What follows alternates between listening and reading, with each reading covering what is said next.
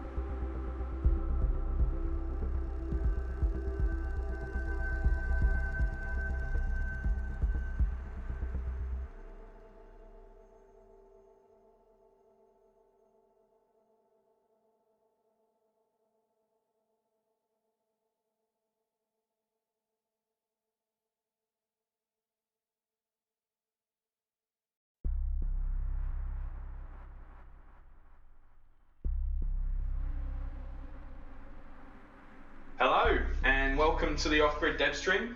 My name is Rich Metzen. I am your host for tonight, and every night, basically, we're going to be modding and playing a little bit of an off-grid mod that we made during Chaos Communication Camp just a couple of months ago with McFly. Say hi, McFly. You there? Yes, I'm there. I had to find the unmute.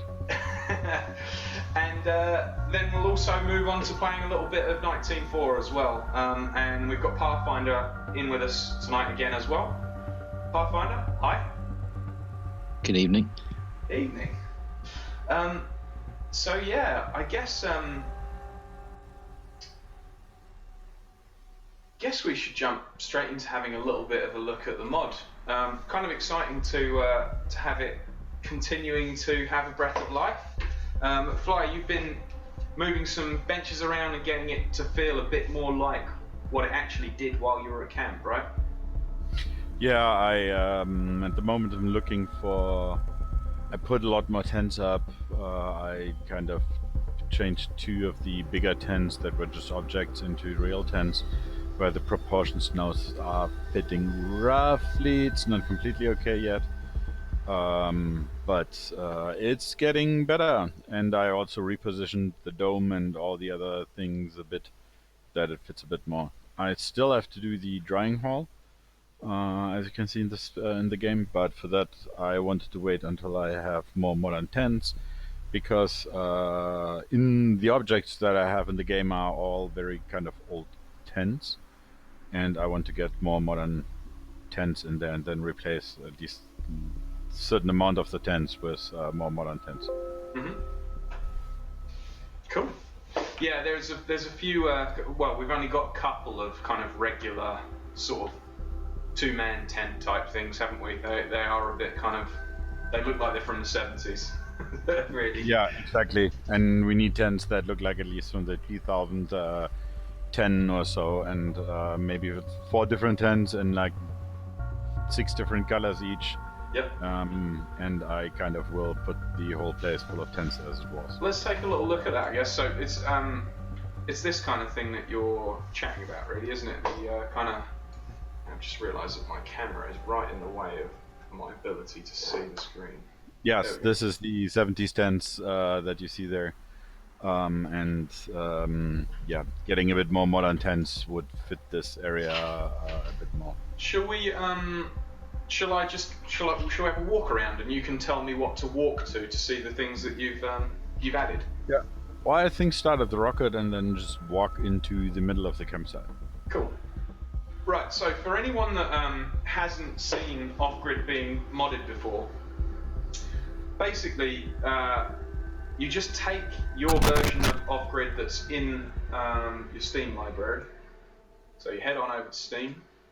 You head to the lovely new library that is now available, although for some reason our cover art hasn't updated yet. I changed that yesterday.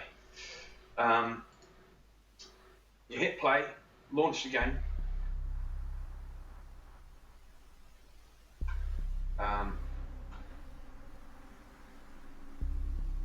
We'll drop this over here.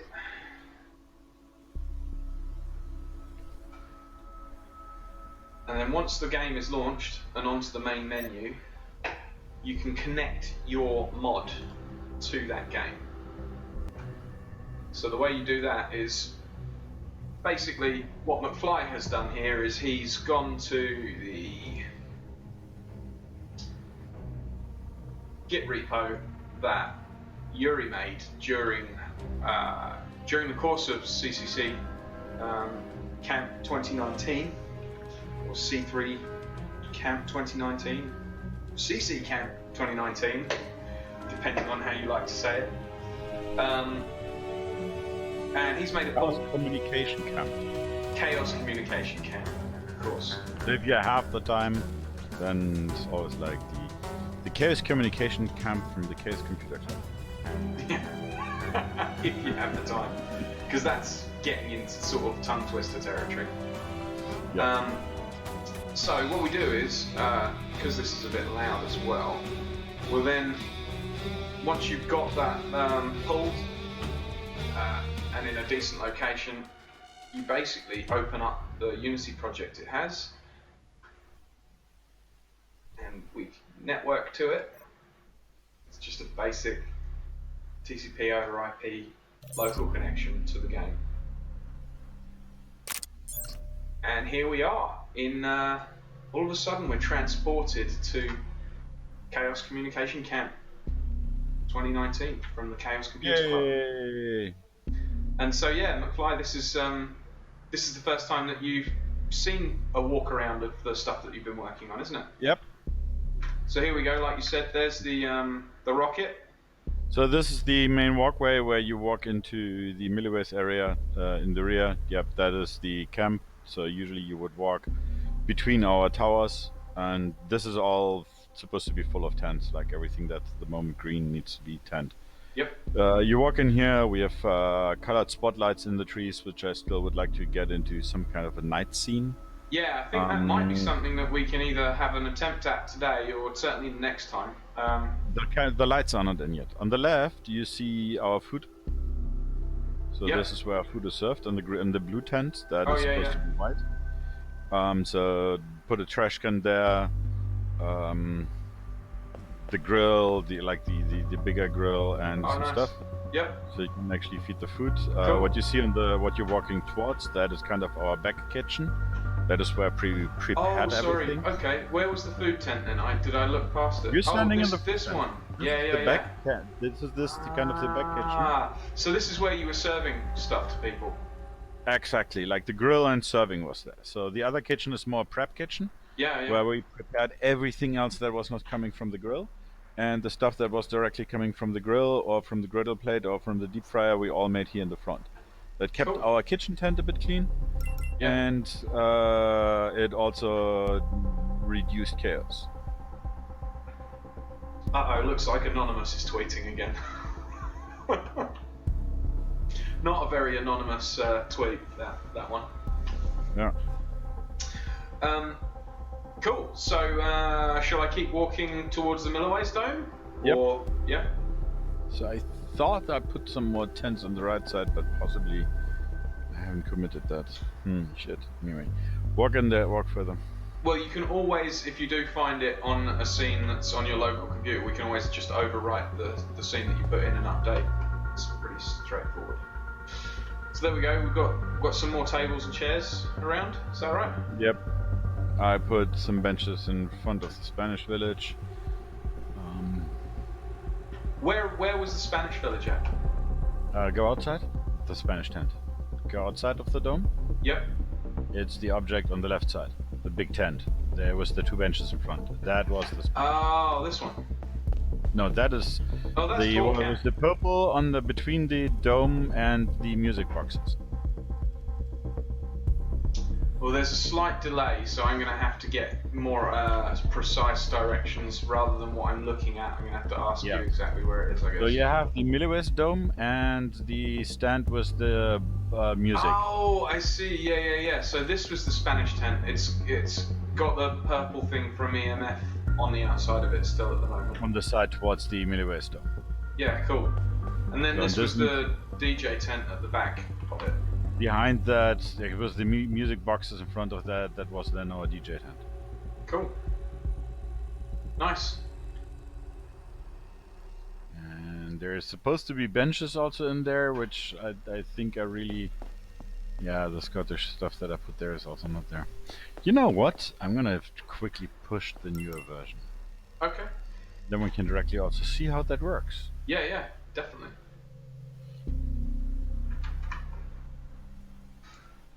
So,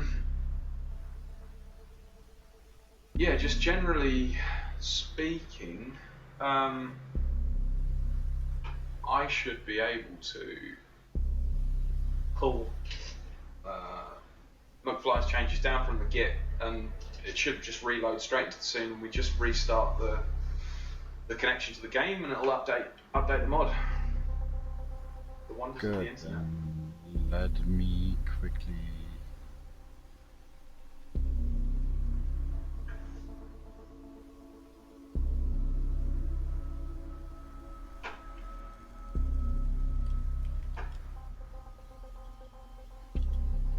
So, I don't know about you, Path, but opening this mod every time just makes me feel like I'm actually there, which is kind of a strange sensation for something in such a low poly style, but it really Yeah, does it is. give a sense of it. It's uncanny, isn't it?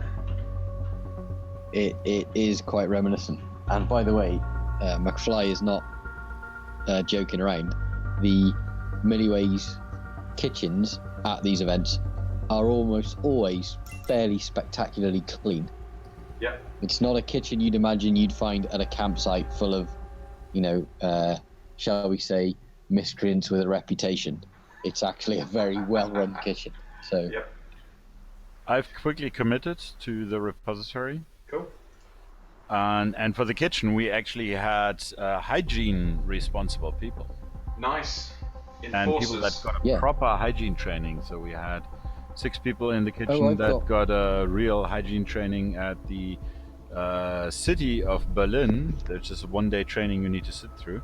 And then you get some paperwork, and then you're actually an approved hygiene person. And you always need to have one around.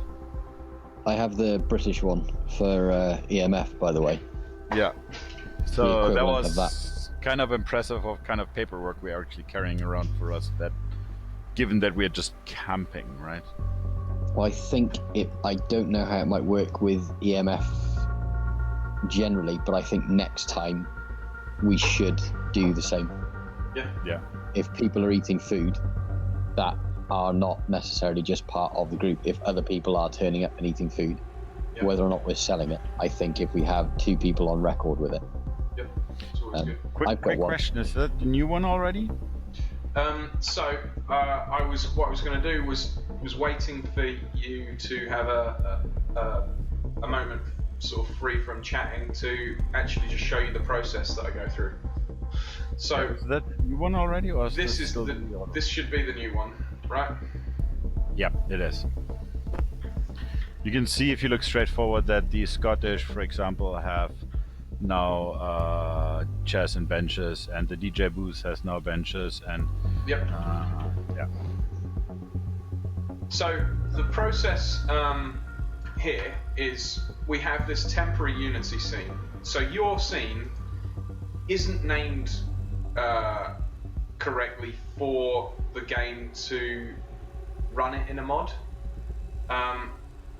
Specifically, it's just looking for a scene named Master Communication Camp 2019. Okay, well. So what we do, and I mean, you don't need to change, your name is fine because we want to keep that as a temporary file, basically. So what we have in the master scene is this kind of idea of latest and previous folders.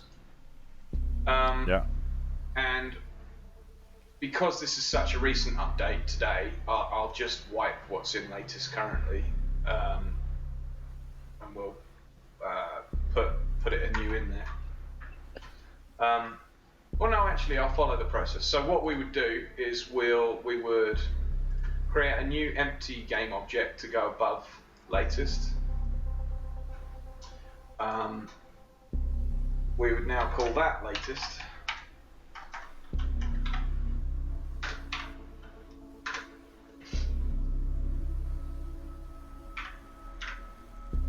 It is the 7th,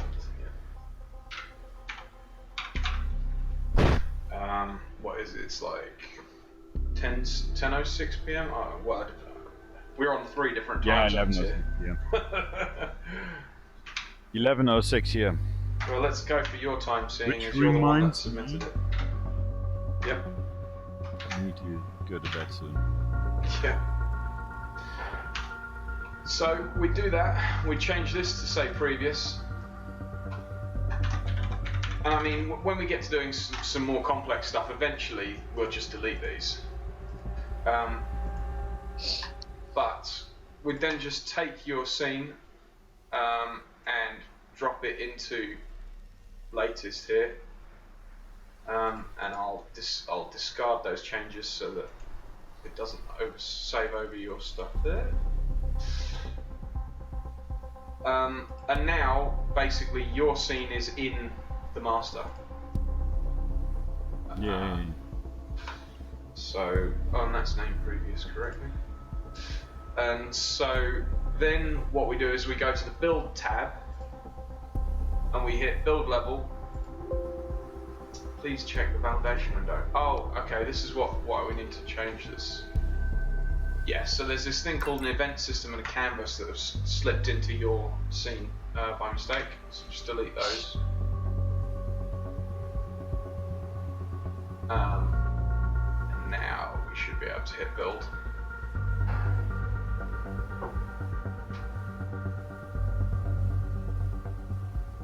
And all being equal, that should build relatively quickly, I think, because of... Oh well, I don't know for sure actually.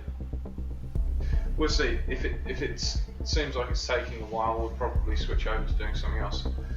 Because of the fact that this is rebuilding everything anew each time, it might actually take longer than expected. Yeah, it's going to try and recalculate. Oh, is it?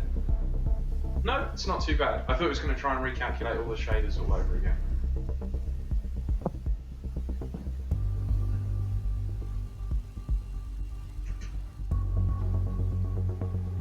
Looks like it might be done.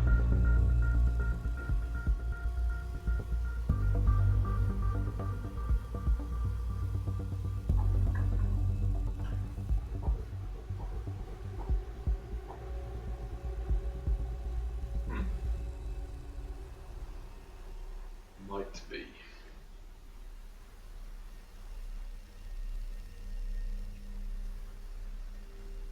This might be a fairly long-winded way of doing it. Might have to think about. Oh no, that isn't too bad. That build times are pretty good, really. Okay, so now we can network to that again. We'll hit start. Fingers crossed, this launches your latest changes.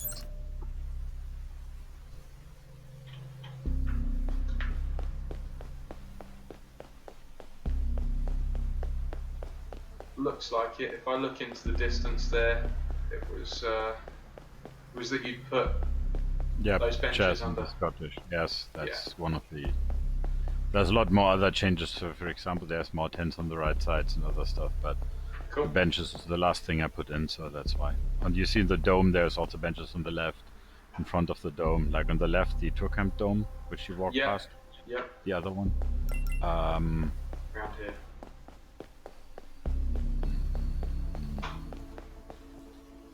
When you come in through kind of the gate, on the left side there is the American Tour Camp Dome, the inflatable dome. Yep. So you also see benches in front of that, you see benches inside.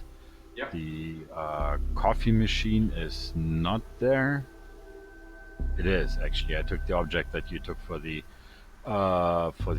beer tap and placed it there, so we had a professional coffee machine. Yeah. Cool. Yeah.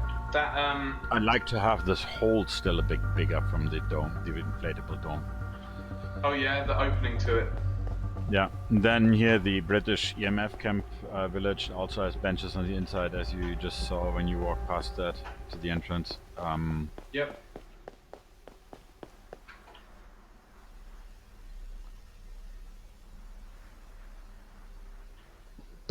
It really is. It really does give you sort of points of memory of this. Yeah, and it would be nice when we start to be able to spend some time kind of getting some characters in, walking around it and whatever else. So that was the next thing I was going to say, is we could, well, I think we could put McFly walking around in it.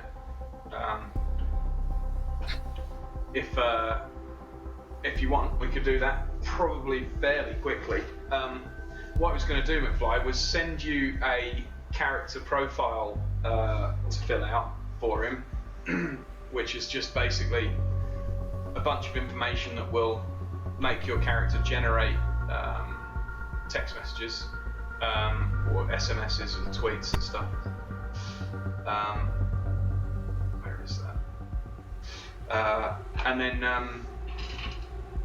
see about getting you to fill that out, and I'll sort of start the process of creating a spawn point so we can go through the kind of, from a modding perspective, adding a character into the game.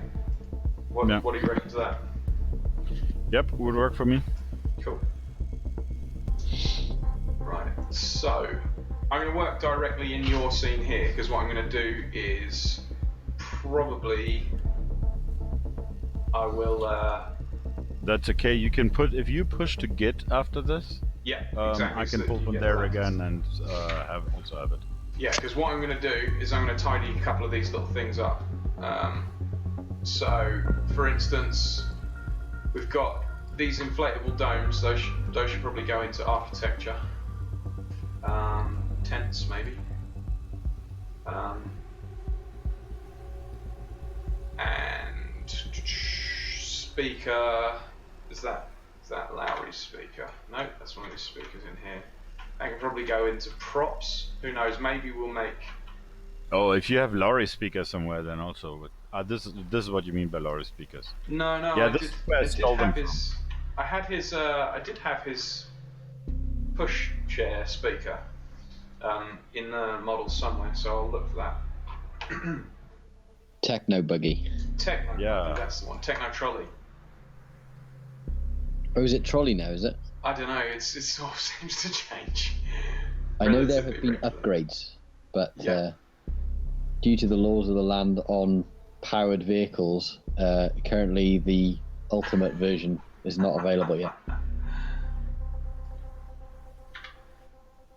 There's a plane there. What's that?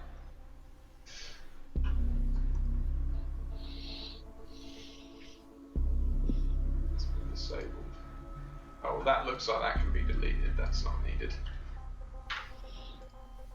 Terrain, that can be gotten rid of. Drying shed, that's a building. That can go into architecture. Oh, hang on. I've just jumped into the master one again by mistake. Right. Terrain, plane, delete.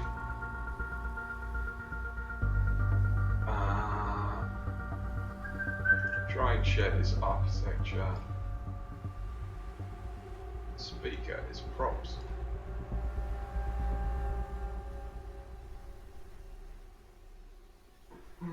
Cube. Just gonna see what these cubes are. Ah, I see. Right, that's the holes inside.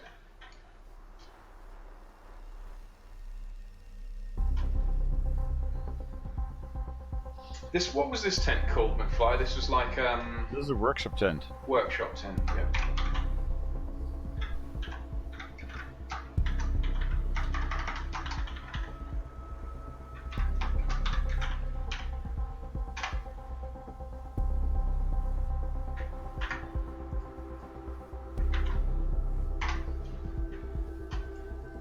Drop that into tents as well. Yeti Omen is in the channel again. I hope. Okay.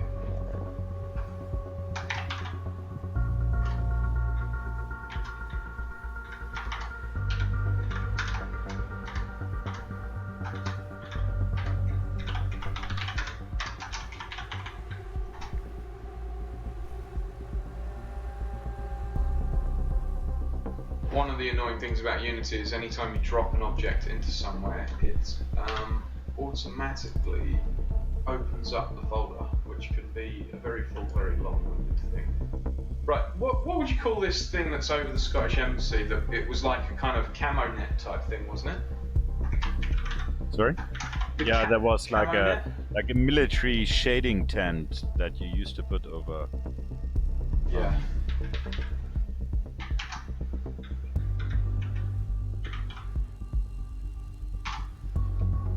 What's that one called?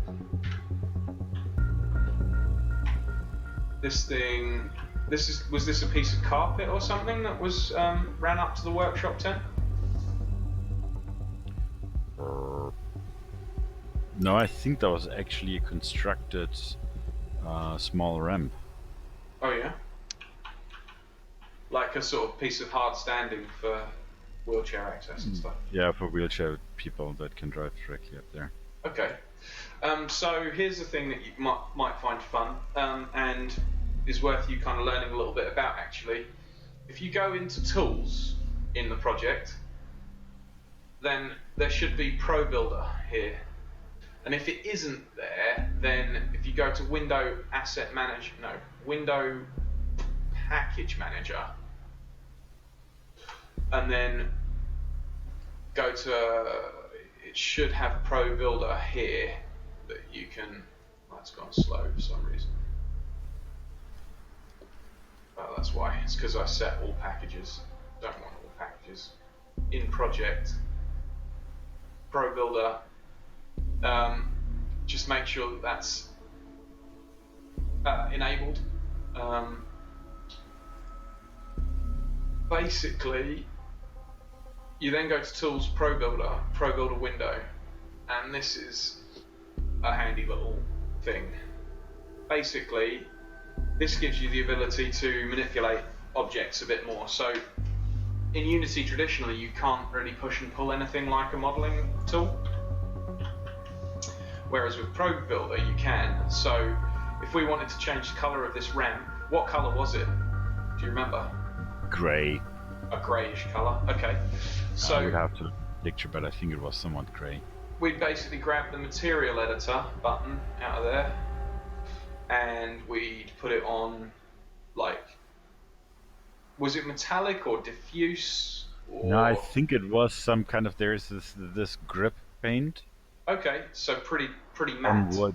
The construction was on wood. Yes, it was matte, very matte. Cool. So in which case we want a diffuse shader. Where is the regular diffuse one? Probably at the top there. Yeah. Add the diffuse shader, and then we pull up the vertex colors window as well. And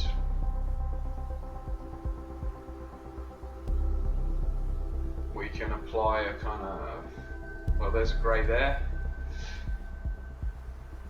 And then, hey presto, there you've managed to colour a thing. Which, you know, isn't necessarily that impressive, but it's sort of something that actually previously in Unity you couldn't do. And so McFly, like, as well as being able to scale and squash and stretch things, if an object hasn't been Pro Builderized, you can hit this Pro Builderize button down here. Say we wanted to extend the yeah, make it longer to the small tent. tents in the rear. What's that? Make it longer to the small tents in the rear. Okay.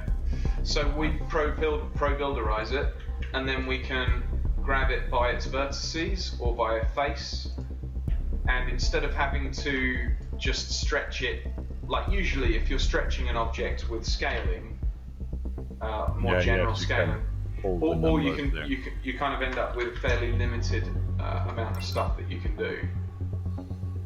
Whereas if you Pro Builderize it, we can grab a face, and we can either just move that one face, or if you wanted to do something that gives it a different angle, you can then, there's all this kind of set of editing tools here. I'm going to have to drop out. Yeah, stretching it out a bit to the small tents is what that would need. So we can also extrude and do it if it was like, I'm not saying it would be, but if it was an extension like that. So all of a sudden you start to get all these editing tools that you can start to manipulate by vertex as well. So you can pick a corner and move the thing around. So yeah. Not that you necessarily want to with this tent, but that's what Pro Builder gives you the options to do. And so I see, yeah. Also, if you wanted to color one face of something rather than an entire object, you can apply, you know, that purple to that vertex, to that face, stuff like that. So yeah. So how much out do you want to drag this? Just that much? Yeah, basically directly connecting to the tent. So like here. The tents were really built as close as possible to the bigger one. Yeah. Well, that's pretty much right there. Yeah. How do we solve the problem that it's not symmetrical now on top? Well, we could just take an edge instead of a face and just shift it over like that. Is that what you're thinking? Yeah, that's what I was thinking. And so also, this purple sign we have from having copied this over from the EMF tent. But so there wasn't a purple sign here, I assume, on Nope. the Spanish village. So we'll get rid of that, I guess, as well. Yep. Was there this same overhang, or do we want to get rid of that? Nope. Also no overhang, but I couldn't get it out. Cool. Yeah. So now that you have Pro Builder, or you know where Pro Builder is, you can start to edit some of these tents as well in scene if you wanted to. Yep, that will be very useful. So that gives you that. You might want to, like, it looks like it's slightly sunken into the ground, so we'll probably want to do that.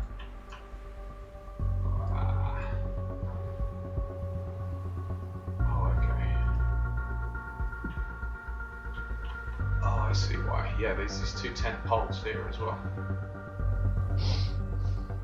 Nope, it's because the plate where the tap is standing on front, which is in the dome. Which did work because there was standing something, but that is part of the tent. Oh, I see, okay. Well, that was one of my first tries to move something, so I still have the whole object. After that I was able to combine objects to take stuff out. You see hidden in the ground, the plate? Yeah, what, do you want that in there, or do you want it raised, or? Raised and removed, like the plate can go. Oh, the plate can go, cool. But you want this tap. And then the tent can be removed, can be raised, right? Yeah. So. The tent. Oh, the other tent. This one. Yeah. I see. The Spanish tent. Mhm. Because this is part of the Spanish tent, right? You're now pulling up. Oh, okay. Yeah. I guess it is. Yeah. Do you want that beer tap thing there? That thing was actually, there was really something standing there, so. Which even now roughly fits, so that was actually not that bad. But okay, well let's take it out of the EMF one and we'll rename that to, we'll call that Spanish Village. So yeah.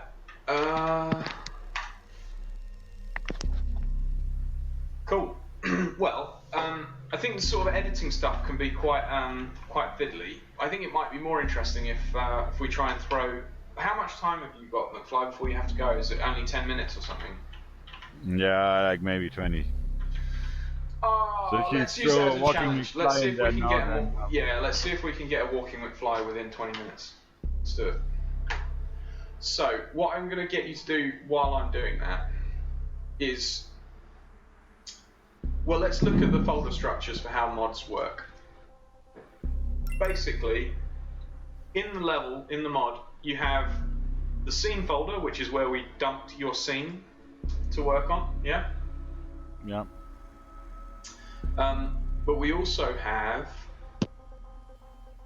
where is it?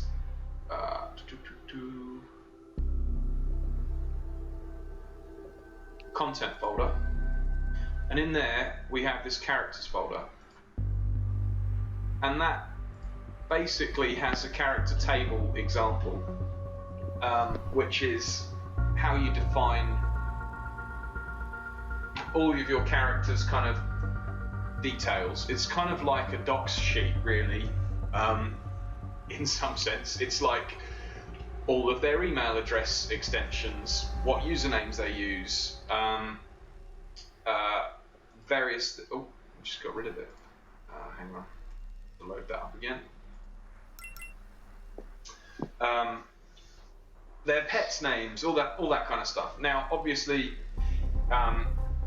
you only want to put in the details that are relevant, and the reason that these are so detailed for all of the other characters is because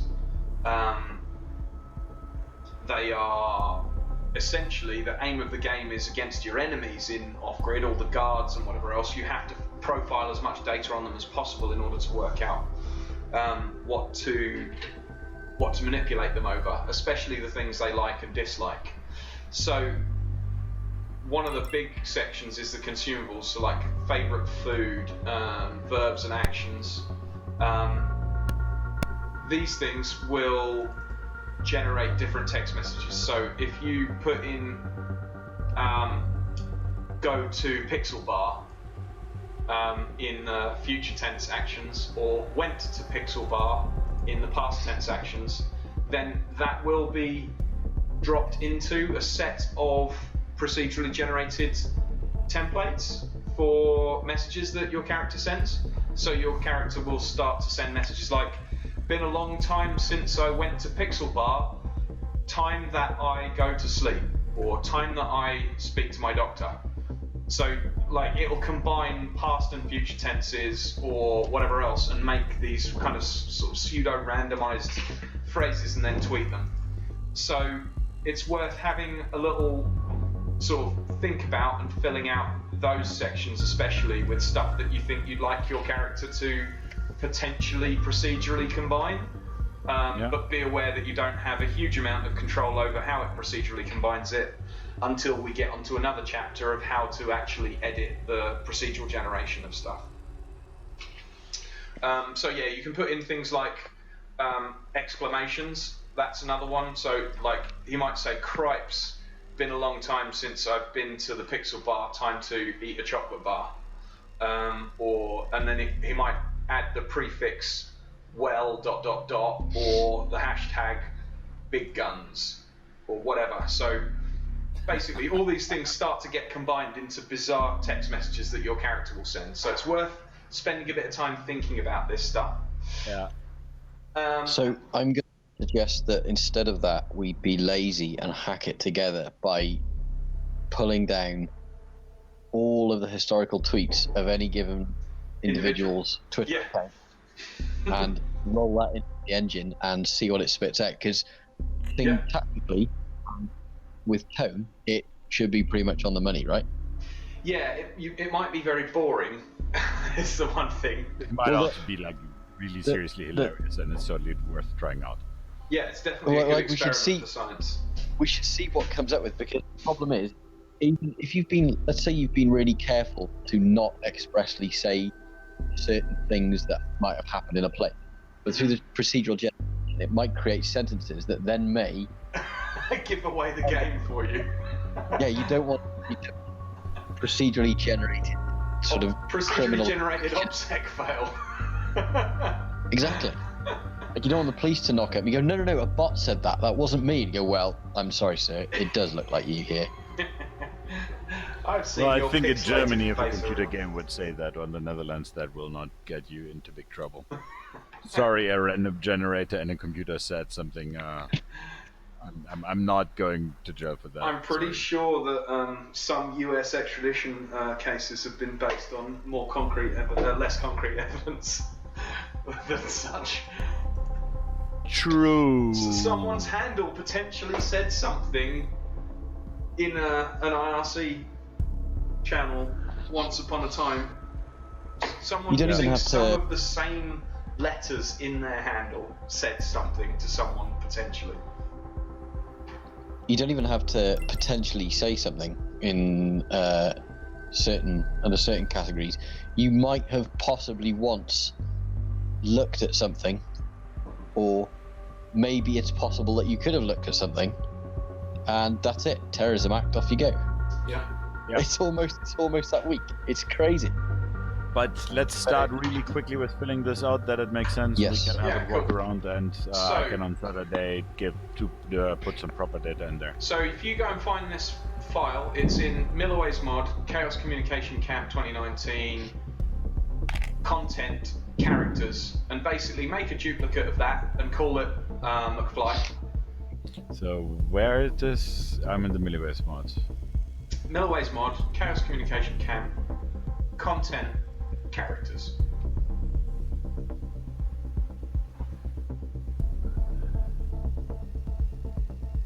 We got anyone in the chat? Oh, we do. We've got Jedi Omen. Hey, Jedi. Sorry for the very, very late hello there. Jedi Omen says, will McFly's character have AI to walk around the tents, baking bread and pouring beer? That is a good question. Well, yes, actually. I don't know about well, we can make some actions for baking bread so that he has to walk to the kitchen, and we can make some actions for walking to the beer tap for pouring. I don't don't know whether we have kind of the right animations for it to look exactly realistic, but we can certainly make something that works like that. And we can also set those up as interest points. So walking to the beer tap and going there can fill up your motivation for your character in the AI, and walking to the kitchen and baking some bread and maybe eating something too salty can make your thirst go up so that you have to go back to the beer tap again. So yeah, there'll be AI that can control some stuff along those lines, certainly. So right, let's start the process. While McFly is in there doing some writing of his. So in the character. names, like Mr. is the title, Yep. like first name is like. What do I say when I don't have something like I, for example, don't have. If you don't, I'll just leave it. It doesn't.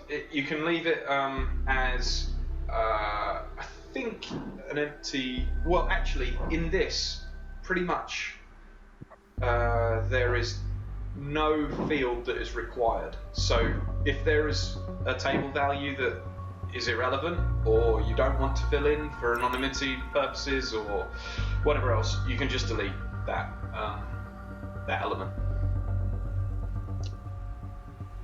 So an example being, you said middle names, didn't you? So where do we go to? Middle name. Oh, here we go. Diane Fadbot. This is from you, Path. Last time we were mucking about with this stuff. Yeah, I removed the line fab. I removed the whole line fab, and I'm filling out. So that would be fine to do that. Yeah. Do I need nickname and usernames and screen name? Is that all then the same value? You can remove them if you don't want them. You can make them up if you'd rather them be completely falsified. It's down to whatever you want to do. The public characters in here, right? What's that? There.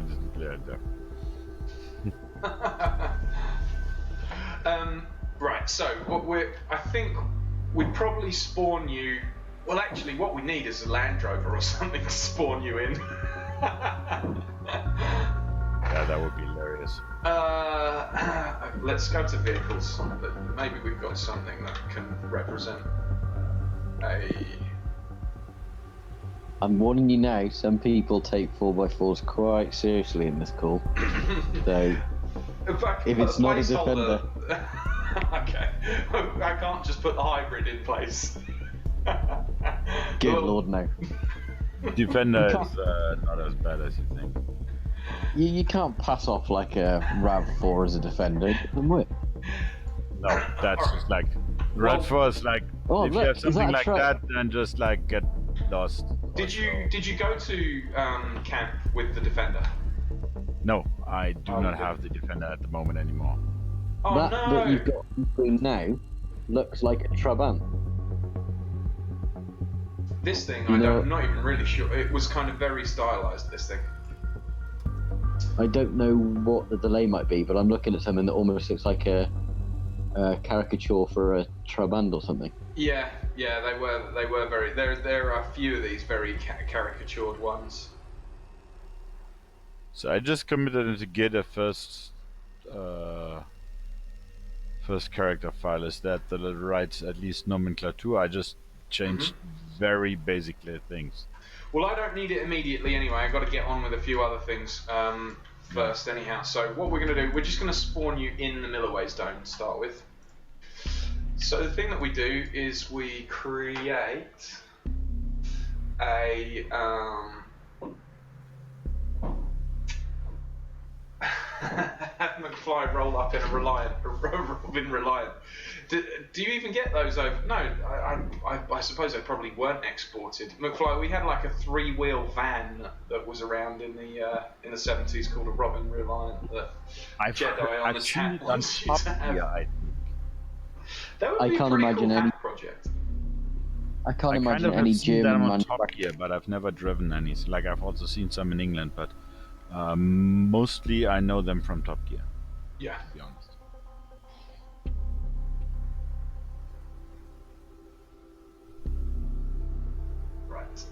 So what I'm going to do is gameplay, game systems, mission objects. So in the mission objects category, we've got player spawn. We're going to create an empty one there. I'm going to call this fly spawn. So we add a component called, is it a mission object? Yeah, mission object. Make it a spawn point. Generic off. And basically, we then go and find the mission script and drop that. Where is it? Oh, it's in build settings. Mission script.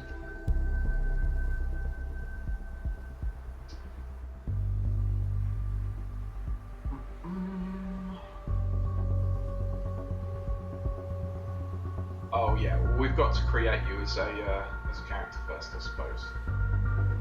Yeah, so we've got a few jobs to do. So character definitions. So we've got Joe. We now need McFly. The McFly table.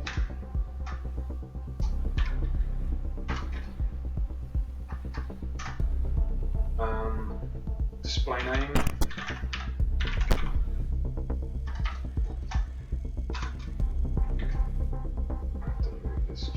Slightly so I can see the screen.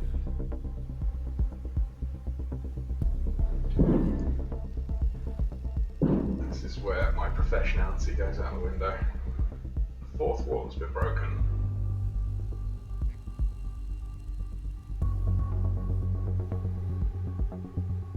That's better. Yep, so display name equals. We're going to display you by Nick, I suppose? Yeah, I'd say so. With a dot in it. Yep. Internal name. That is going to be...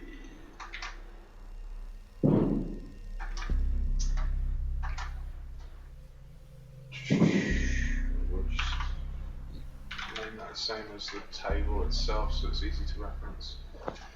Character type. So this is where I need to do some looking up to find the McFly character prefab name. So as of yet, I don't think it's properly documented on the wiki, but we'll have a look first, because you should always check the wiki first. Right. We go to modding. Character types and prefabs. Prefabs available. And there's this whole list of what might be broken and what might be working. I think they've only been set up with tasers and stuff, so you're actually a danger to the player at this point. So I don't think that's up to date. Let's have a look in the project then, in the mainline project.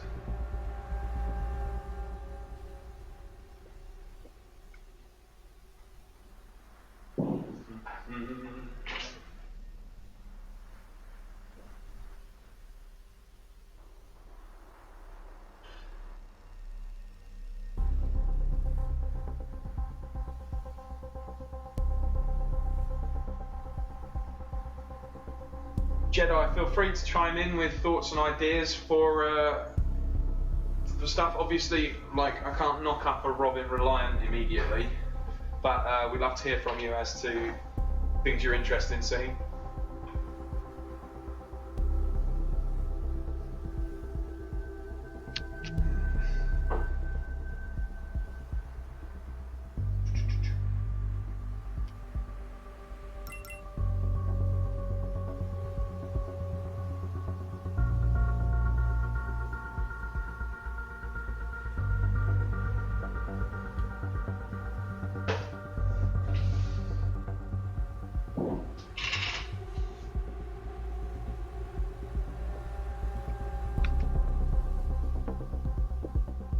So,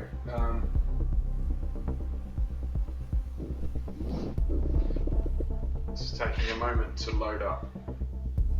But basically, we put in the character type there, which might even be like McFly. We'll just put that in and comment it out for now.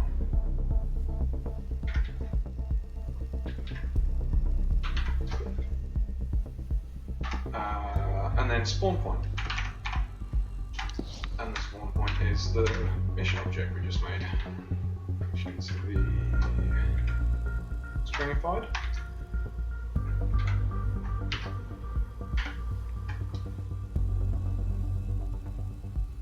Oh, yeah, classic mistake of not putting any of the comments in the table. Right, so that should be there.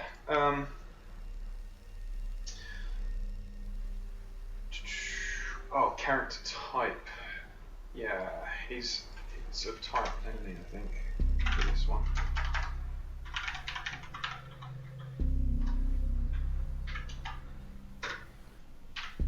And McFly, you won't stay an enemy. It's literally just that we're a little ahead of setting all the characters up to be neutral. We've got a new system to put in. It's a manual process to make a neutral character at the moment, and I want to make it automatically done based on how you define it here in Lua.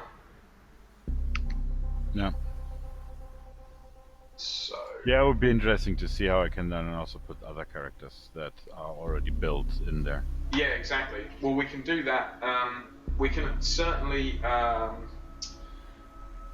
look at basically modding existing prefabs to then change their hair and their skin color and their clothing color and all that kind of stuff, and add props onto them to be able to make them look like, you know, like you could put Emerson in there if you wanted, or Yeah, I think Amazon would be an interesting person to in there, but yeah, I think there's already others built that also have been on the camp that I would. Yep, you can add in the existing ones too.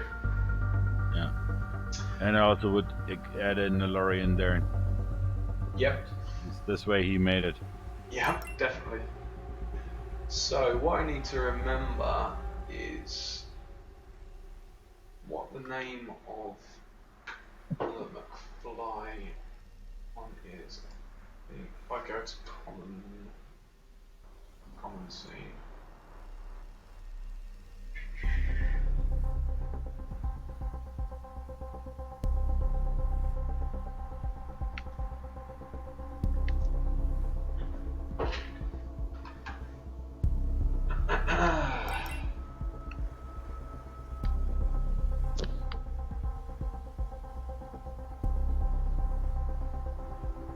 Here we go, mission runner.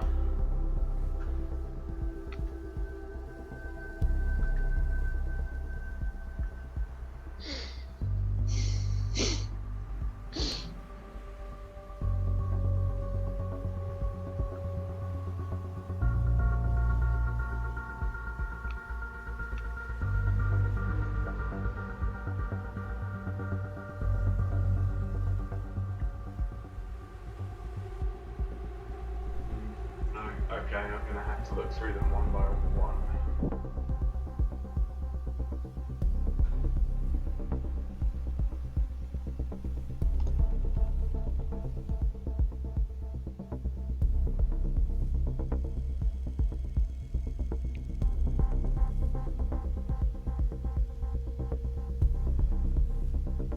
Oh, there we go. I think I found you. Yep. Okay. Mnet t-shirt. So, let's go to the...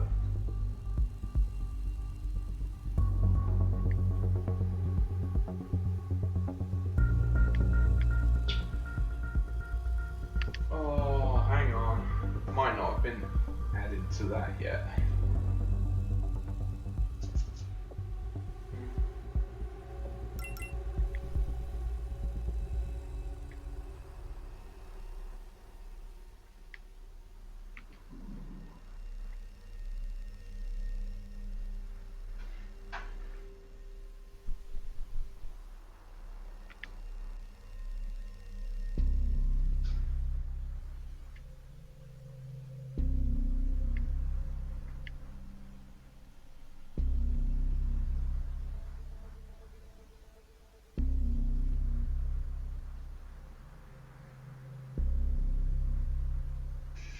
think I might have jumped the gun a little, McFly. I think I've got work to do in the main project before we can add you in. We can add someone else. We could add Lowry in if you wanted to. Yeah, that's Laurie in. Laurie is a good one. Yep. So he was open scarf, casual blazer, open shirt, I think. That's a very honorful first person to walk around the milliways there. Yep. So let's see. I mean, that ought to be the one. Med open shirt.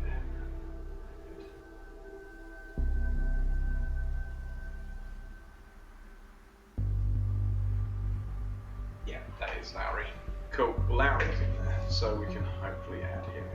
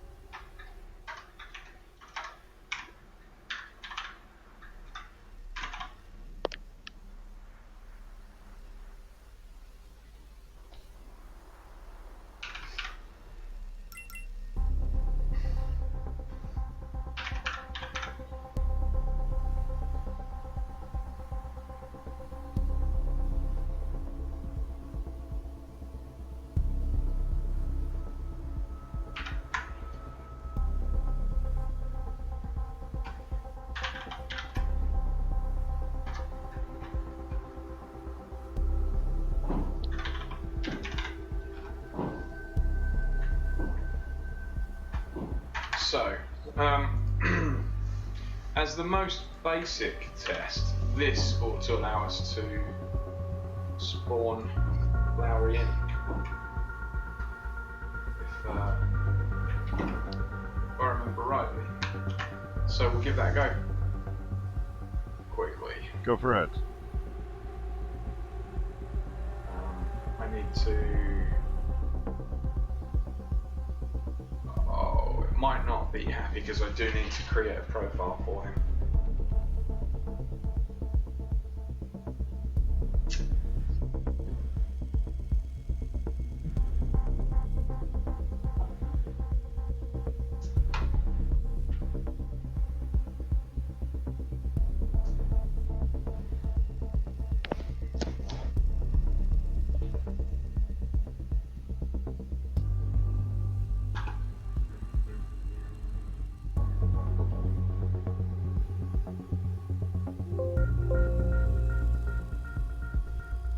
Woman, if you kind of see have it from the state that everyone in Milliways was hostile, that would only be your situation if you yourself are from something like GCHQ or something like that. Yeah, exactly. And in that case, we'll just make you horribly, horribly, horribly drunk that you throw up in front of the dome and wake up in the next morning rolled up in a carpet. Well, I mean, that's like really a story. A guy that claimed to have been from GCHQ, nobody could ever verify that.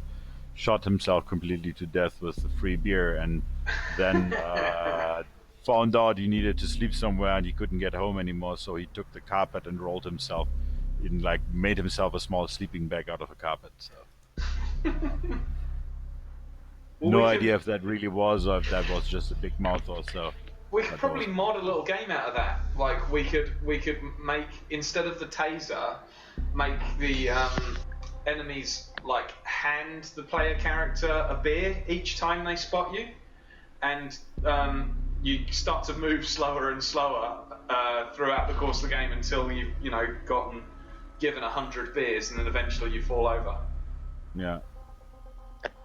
As long as we don't end up gamifying a sequence over a period of the scene whereby somebody outs themselves as intelligence services and then they seem to be plied with alcohol and they end up rolled in a carpet, the wrong message could be sent there.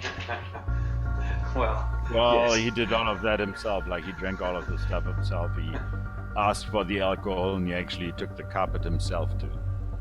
We actually would have preferred Right, that. yeah, so Yeah, instead of the enemies searching you out, you'd have to be stealing alcohol or something. No. In reality, yeah. But if someone took the high-level statement of play this game and then sort of induce drunkenness and end up rolled in carpet, like I don't know if Yeah. the wrong person watched too many Sopranos episodes, then Yeah, fair enough. Yeah, no, we didn't. That's why I It wasn't. wasn't even sleeping with the fishies. No. You're sleeping very close to his own vomit. yeah, I remembered that story. I don't think I got to meet the particular individual, but Yep. So that has built that. Oh, hang on, I didn't even check where the mission object had gone, so I might have to rebuild that. Where is McFly's spawn? All the way over here. Well, I guess that's an okay place to start. We can just try that out. Let's just see whether it works. I think I'm probably going to get some errors because I haven't given that character a personality like the thing that I've asked you to fill out, McFly. Yeah. Yeah, you can check if the Git repository if what I did actually makes sense. I pushed it already.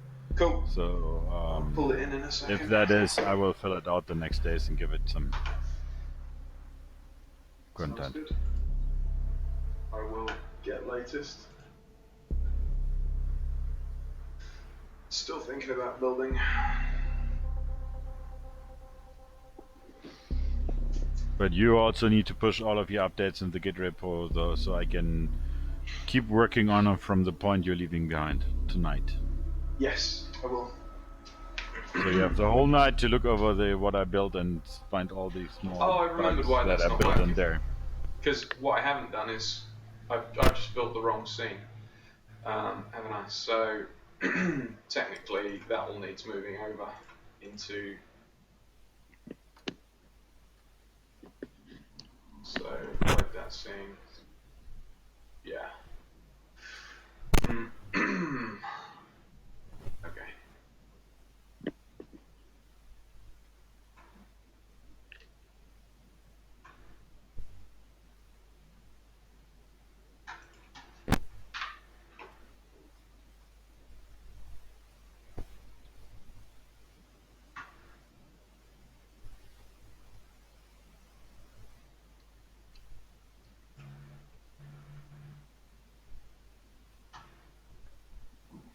So Omen, by the way, that does not mean that you need to claim to be from GCHQ to get free beer at Milliways and made horrible drunk, right?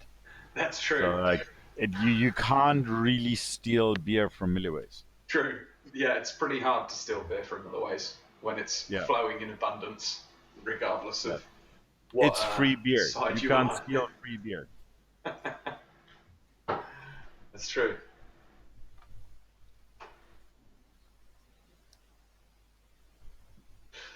Oh, Jedi's saying drones, stick drones in it. Sorry, I haven't been keeping an eye on the chat very closely because I've been moving between so many windows. There is a drone in the beginning, but like there is some drones in the sky. Yeah, there was. But they don't have a function yet. And Jedi said, "Oh, I remember one of the content creators making a drone one week, and that is true. There is there is a drone that's been made. Getting it to fly around is a whole nother thing we probably need to dedicate some time to, but we can definitely, in a follow-up stream, put a drone in. And Jedi, if you want to make some suggestions for the drone's personality, believe it or not, we actually have to write a profile for the drones because they are AI too. Which is an interesting concept. Can I make? What's the weight capacity this drone can carry? Oh, does it need a permit now? It's what you're saying. No. Oh no, I'm thinking of someone else. What payload can it carry? That's a good question. Do you know? Mind you can carry the pint. I can't remember what. Yeah, it could be delivering beer. I would have thought it was a decent size. Because I would be very keen to make a Nyan costume for said drone, so that an actual Nyan can fly through the air. Nice. That sounds good. I think this needs to be explored. A Nyan drone. Yeah, that sounds very interesting.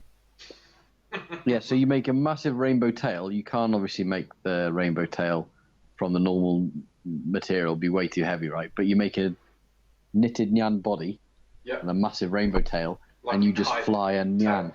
Yeah. I can just see a Nyan flying around the MF next year. It works, I think. Yeah, I think that's a great idea. Yeah. Okay, Well, that's my 7th project queued then. Yeah, I actually, when I was in home economics at school, we actually had to sew together with a sewing machine a kite. So sewing kite materials together to make the tail is something I potentially could come into the potential realm of being helpful at. LEDs are very, very cheap and light. And it's That's all 12 true. o'clock. Yeah. I really had to get my butt out of here like half an hour ago. Okie doke. Alright, McFly. Well, I will try and get a McFly character together for the next time you're here. Yeah, like if you put stuff on Git, I can look in there on Saturday that. Sounds good. So if you have pushed everything into Git on Saturday, I can continue working with that stand. Yep. That situation there. Okay. Cool. Well, we'll catch Awesome. you soon, McFly. It was nice to be on the show again. Yeah, thanks for coming by. Take it easy. Bye. Sleep well, Pathfinder, when it's your time. Bye bye. Yeah, it'll be. I'll be awake for a while yet, I believe. Yeah, I need to go to bed. Work tomorrow. Okay, Yeah. bye. Over and out. See you Take it soon. easy. Jedi says, honestly, McFly, maybe next Milliways or at CCC in 2023 there could be a real drone to deliver beer. There could well be. I mean, I don't think that's past the technical abilities of certain Milliways members as it stands. We're just using what we currently do, Jedi Omen, in these situations is we just use the historical context of the word drone, and we just send someone who's at a table who doesn't look like they've broken into something, and they turn up with beer or beer equivalent. Yep. Greater than or equal to. Yeah.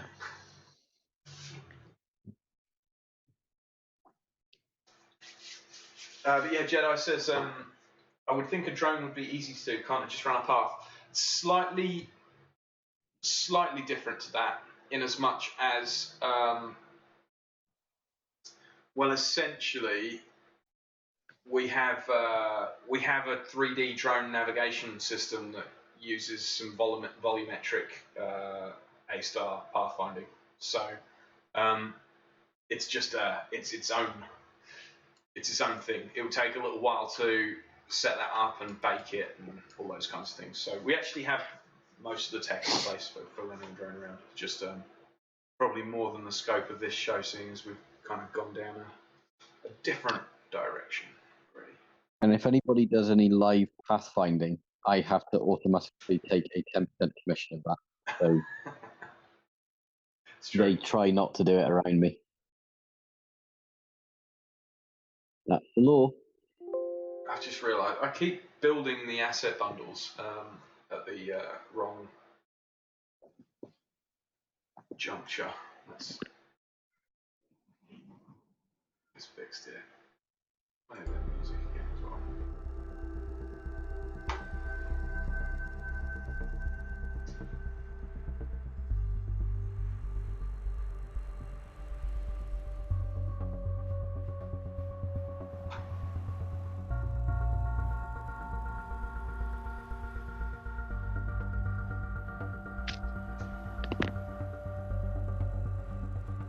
Speaking of build issues, I found a.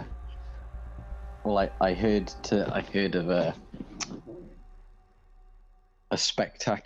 spectacular rollback failover situation. Speaking to someone online, and they had some fairly decent operation going on, whatever company they were. They're fairly decent and big and whatever. So and they'd never had any kind of major problems. You know, if there is a problem, the break fix isn't. You don't have to break fix. You can roll back cleanly, and there's no problem, right? Mm-hmm. There was a rollback that broke, and people went, "Oh, that's weird. We'll just do this set thing here," and realized that a lot of the things that they had weren't in play. The functions to sort of do fixing, and a very rare condition must have been met or something. The person was explaining it to me, and they weren't involved. They'd heard about it, but it's one of those stories that you kind of share about because of how mental it is. Mm-hmm. There must have been some error or some kind of off by one problem or something, and when it tried to do a rollback, there was an error that wasn't caught there, and it simply skipped to the next rollback cycle it could possibly perform. Oh, no. And because it had things cached in some manner, I think it rolled back something like 3 revisions. So it took them back to a year back before. And because obviously it's all magic DevOps, anything that was then that then went back down and back up used the 3-year-old revision. So half their stack was from a week or 2 ago, and the other half of their stack was 3 years old or 2 years old or something mental like that. And nobody worked it out for days. They didn't realize that is what happened, and they just couldn't understand why so much of their infrastructure was completely dead. I'm not surprised, to be honest. And and there must have been just some catching error that they just didn't. They had obviously never triggered before, but it just tried to jump it back. And I think for some redundancy thing or for some, fail-safe, they had cached or they had kept the scripts for whatever revision before. So just jumped on to the next one and did that instead. Until it managed to get one that didn't fail. All I can say is yikes. I don't think in recent history I've heard of anything as bad as that. Like, you hear about something like someone misses a thing and takes like clusters of things down. But reverting half your infrastructure that's pretty years. impressive. That's quite good, I thought. Yeah, that's a good one. Right, we do have the error that I was expecting we might have, which is that it requires personality before it will do anything.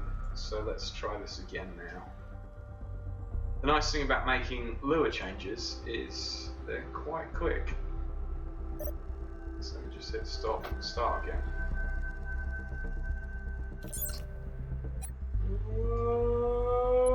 It needs patrol route points. Okay.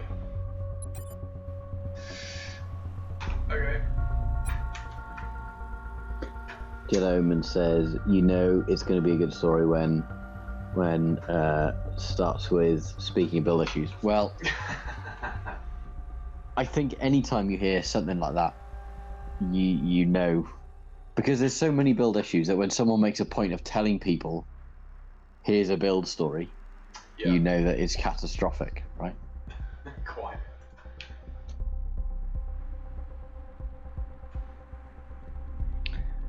It's good fun though. I've got to make some patrol points now. So we've got McFly spawn here. We're going to duplicate that because it's going to duplicate in the wrong place because it's being an arse. No patrol points. Really? Whose patrol points are those? Are they in-game objects? No, it's not. Just outside of it.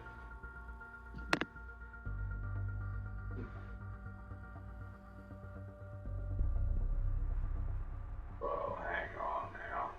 Systems.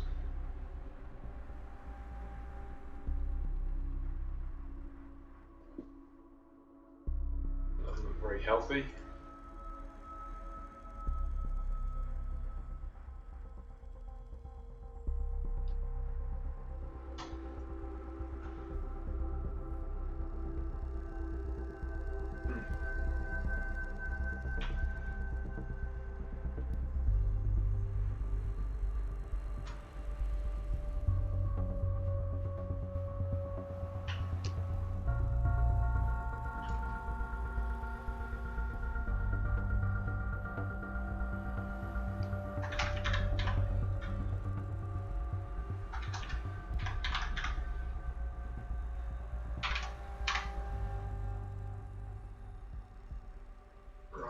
that is...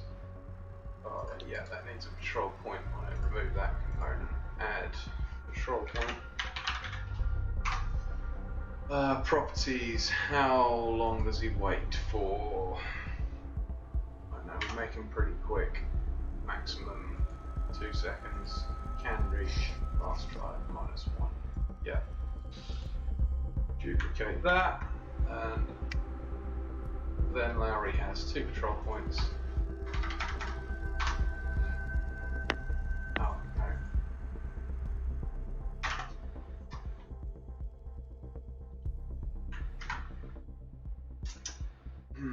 Now, do I just try and remember off of the top of my head, or do I reference some other code? Let's try remembering off the top of my head.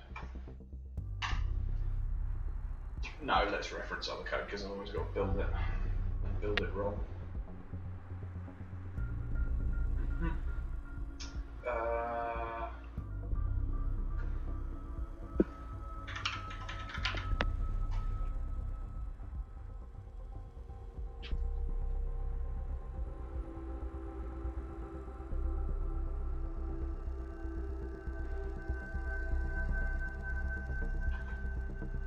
Right.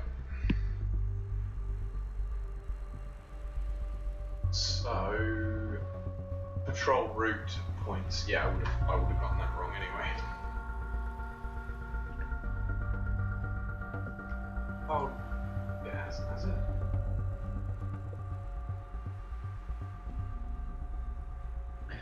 Oh, public safety announcement. Yeah. If you use Discord, just generally, the thing that you should know is, by default, if you share a file, that file gets uploaded to the Discord CDN. Yep. However, that is a publicly accessible file. So if you just share a confidential document, you've just published that confidential document, and anybody who manages to get the link can go and hit it. Now, that's the same as all of the popular things out there, like, well, one of the popular old business comms thing, HipChat, made by Atlassian. Yep. They did this. Slack had a similar problem. I don't know whether they resolved it.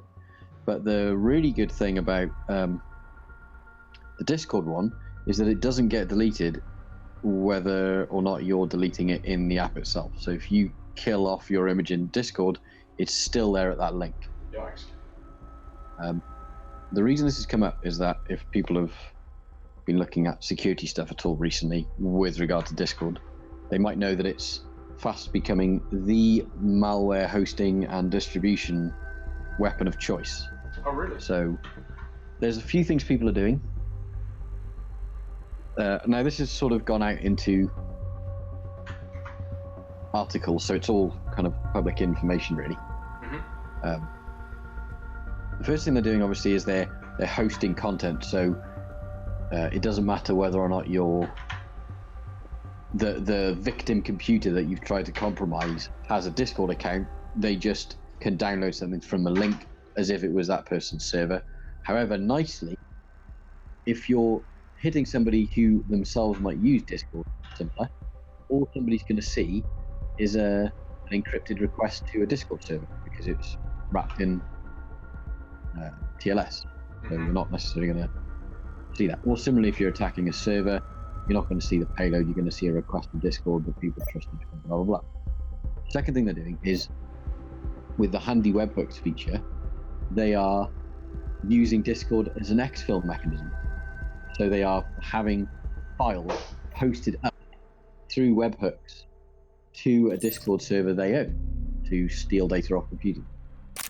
That's pretty fun. The last thing they're doing, which is the most worrying thing for client software that you might be using, is they are using malware to modify Discord client configs. So if you have a Discord client, you have a few JavaScript files. Oh, look, we have a Lowry. He's just not walking around yet. Cool, bloody hell, a burglar. Nice. Also, he'd taser us if he was walking around, so just as well he's not. Oh, right, So, yeah. Sorry, continue. I've got to go and fix some Oh, stuff. there we go. So if you're using Discord desktop application, I think it was the desktop one rather than mobile, there are some JavaScript files for Node Magic, but the perms on these are pretty open. So if you drop a piece of malware there and you've written it to look for these files and edit them in a certain way, you've compromised the Discord client in some fashion, and you could pretty much do whatever you wanted. Then you could bundle your way into the server through those people, or monitor what is done in the client. 3 bad things to do with Discord, and it turns out Discord don't seem to be too up on the first part, which is the hosting malware, because although they have some level of scanning now when files go up, it's not very good for things that are new, and by new I don't mean like a day, I'm talking about a few weeks. Mm-hmm. But even if they start to scan, they haven't scanned retroactively, it seems. So if you put terrible ransomware up there and you try and upload it again and it might be blocked, for example, the old one that you uploaded is still there, right? And you still use it to serve to people and all this kind of stuff. So that's the current up and coming sort of half crossover gamer / security news. Discord is good, but also malware. But generally speaking, for the average user, it's not a specific issue as a Discord user. Well, it's that it's being used to host and stage for attacks elsewhere.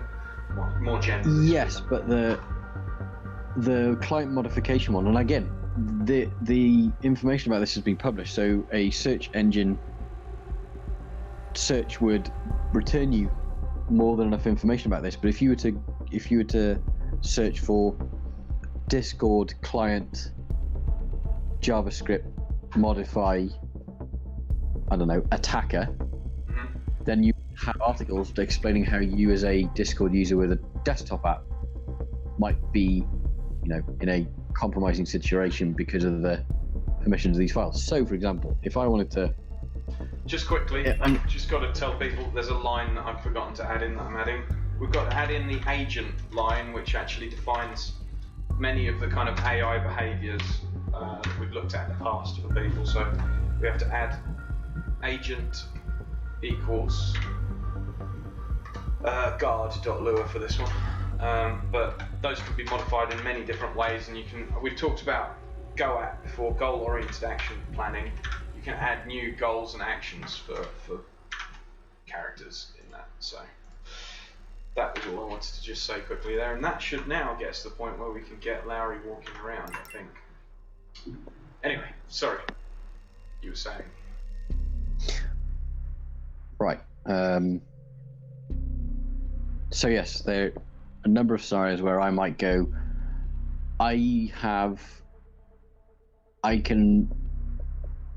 let's say I want to sneak into a specific Discord for whatever purpose. Yeah. Maybe I'm even a rival streamer or whatever it is. They're far more nefarious, but I always like to put an example in there that could be, So, could be a games company trying to get on some private Discord of a thing. If they were to somehow, they would know how to target that user base, because all you need to do is serve the right kind of drive-by ad rubbish in or around areas where streaming is occurring for your target audience or your target victims. Yeah. You manage to serve them a little piece of malware that will modify the JS, and you've got one or more people on that specific Discord server. So there are considerations. Every time you should always think, every time you are installing a piece of software, you are increasing your attack surface. That sounds a bit more paranoid than it was meant, but that is what you're doing. And Discord is quite a good way to add networking to various things you can't then see into, because it's abstracted away from the user. You logged in and you're there and it's fine, but there's lots of network comms underneath that people can maneuver through. Got a bit of a lighting issue here. It's too dark in here to put to just leave my little kind of glow thing on, and too light in here to put this light over the top of me. It seemed alright so far. What happened? Maybe that's better. It's a bit better. Getting a bit of a weird kind of green screen shadow I was attempting to fix.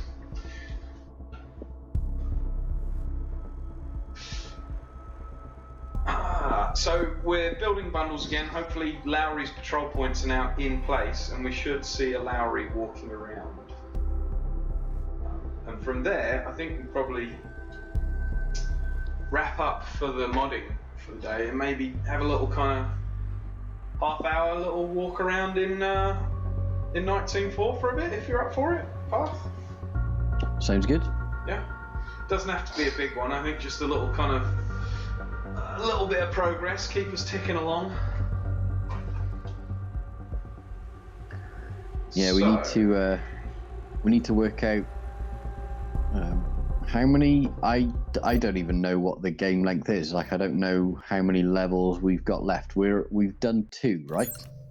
I think we're on the 3rd mission, yeah. But the missions are kind of like, they've got sub-missions, haven't they? We're kind of like in the middle of a campaign, okay. I suppose. So we've done 2 campaigns, and they all tie together. I think we're probably like 30% of the way through. Cool. Okay. Does that mean Lowry's walking around? He's not there. Yeah, look, there's Lowry walking around, or stood thinking about something. He's got a flashlight currently, which obviously Lowry wouldn't be walking around in the daytime with a flashlight. Although I wouldn't put it past him. He's certainly done crazier things than walk around with a flashlight. For instance, walk around with a techno trolley. And there may be multiple flashlights available in the techno trolley. There may be. He's waiting there for a while though. He's definitely moved though. He would have spawned there and he's walked. I don't understand what's happening there.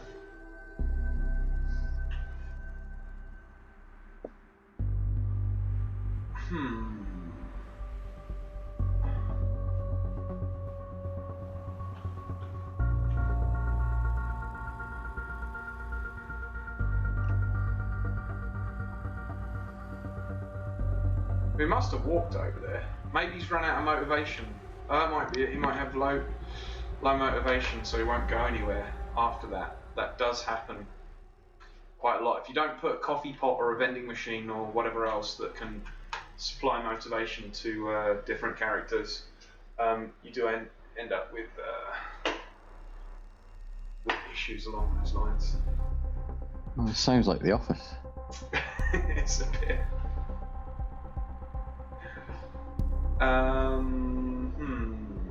Do I try and hack that quickly? Oh look, there's that. There is a drone just hanging in the sky there.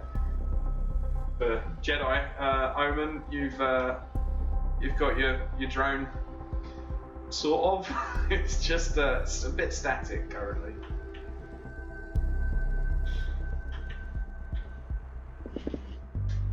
All right, let's see whether I wasn't paying attention. He must have walked there at the very least. What errors have we got? Could not find. See, all you need to do is mock up something that seems to be some kind of hackery event and stick someone like Larry in there, and immediately some kind of monitoring drone turns up and just stays there watching it. Yeah, exactly. Yeah. It's worth bearing in mind. Drone sighted. Yep. Right, I'm going to try relaunching this just to see whether, as a quick fix, we can at least see whether he's walking. I don't have an immediate error, although we've got... Yeah, I don't have an immediate error along those lines, so... Let's just... stop, start, look in the build, let it load up, and just see whether we can catch him walking in the first instance. No, he's just just moved over there. Very odd. Okay. Well, this is where I like to usually cop out and say that's debugging for another day. But on a positive note, we do have a Lowry in the level. Oi, come back here. And he's saying things like, "Oi, come back here," which hopefully will turn into more Lowry style phrases.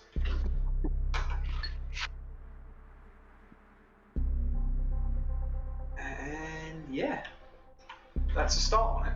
Anyway, we'll maybe try and get McFly's character model set up ahead of time for the next one as well. So, without further ado, I reckon we should probably throw some Nite Team on. Sounds good. Because that will feel a lot less like work to me. Which is always nice. Well, depending on what they get us doing next. It might feel a lot more like work for you.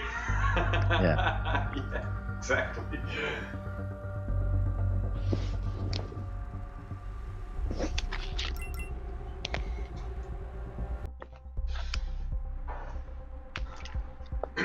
Right, so It's been a bit interesting in the old in the world of the cybers. info. Yeah, only because it's been quite quiet. Ooh. There have been less RCEs recently than there normally should be. Yep. And that is a worry, because either they're not happening or you're missing them. And by missing them, I mean because nobody's talking about them, everybody's missing them. Yeah. There's been one or two things that come out, but the only really big things at the minute have been sort of lulzy disclosures of things like the massive Facebook document drop that happened today. I don't know if you caught wind of that. No. Didn't. Yep, that's pretty good. Remember there was these leak of a few court documents to the tune of about 250 pages back in February to some journalists. Oh, okay. Well, that did happen because there was a court case. That was the one related to the... There was a developer. There was a developer who said there was a big court case. There was a third-party developer that was caught over here and made to release documents to the Department of Culture and Media, and whatever. Is that the... Yeah, except though they weren't necessarily quite caught, sort of. It seems like they were kind of caught and ordered to do the thing, except that there was quite a lot of acrimony between this developer and Facebook, and based on the review of what was in these documents by this. No. I think this was a separate one. This was a separate thing. This was one where I think they released documents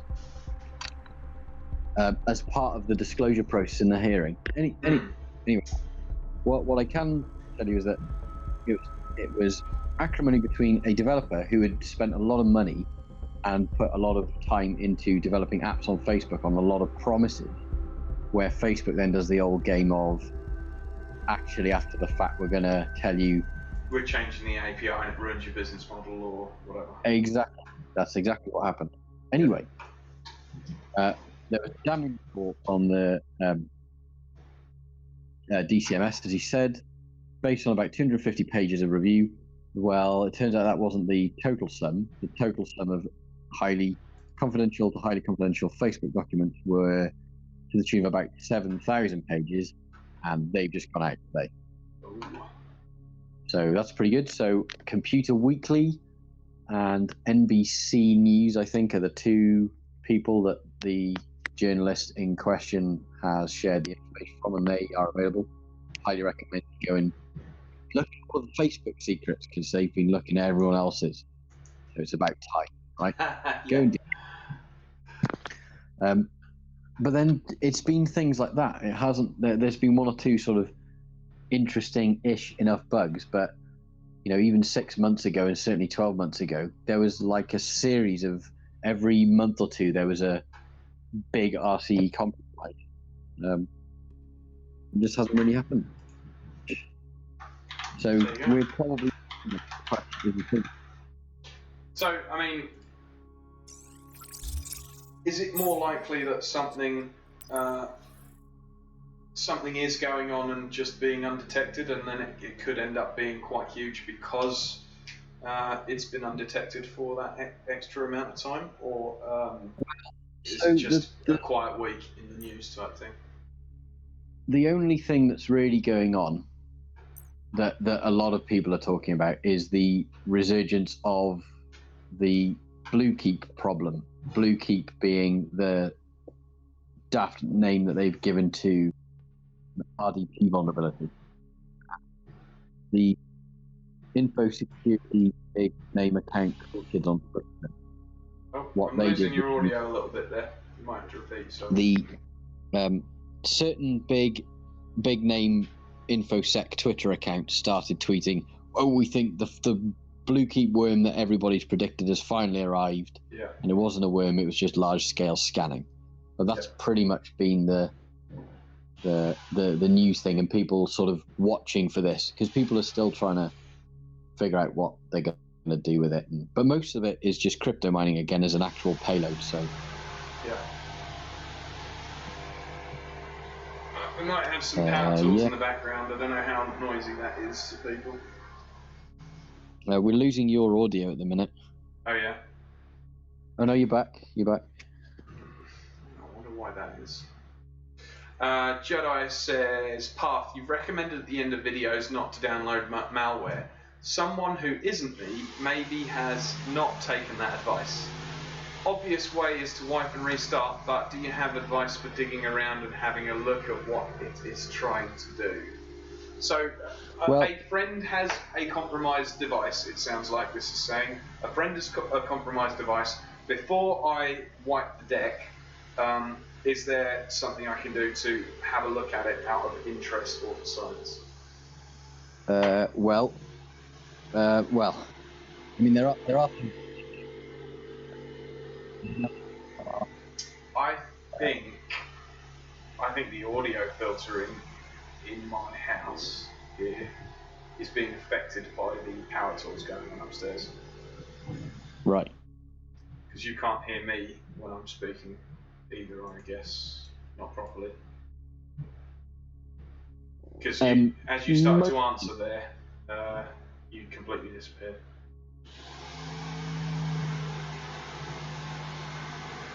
I think that. So, yeah, you couldn't hear that then, right? Bits of it. Try turning the filter off. Jedi Omen, not that. Like, there are definitely things you can go and do. I mean, for general forensic stuff, but not too easy to sort of jump on and do.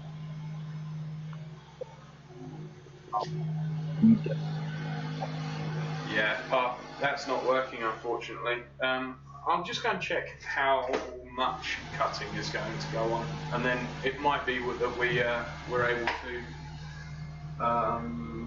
continue. Otherwise, it might be that we're calling it a day and coming back to this. Okay, I'll say this then. If we have to jump off here, we will chat about it on Discord.